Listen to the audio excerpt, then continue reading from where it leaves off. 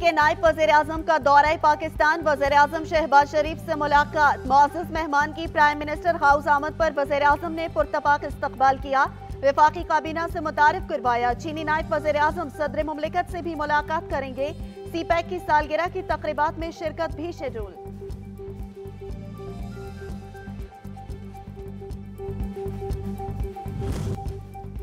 Islamia university scandal. Lahore high court में judicial commission बनाने के लिए दरख्वास्त दायर। FIA, IG पंजाब, निगरान वज़ीर आला समेत दीगर को फरीक बनाया गया। तालीमी दरसगाह से शर्मनाक स्कैंडल सामने आने का मामला इंतहाई हसास है।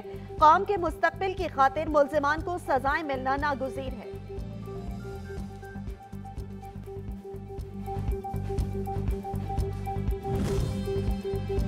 और पंजाब के 9 तालीमी बोर्ड ने मैट्रिक नताइज का ऐलान कर दिया। तालबात 81.72% तनासुब से लड़कों पर बाजी ले गई। कामयाबी का मजमूई तनासुब 80.28% रहा।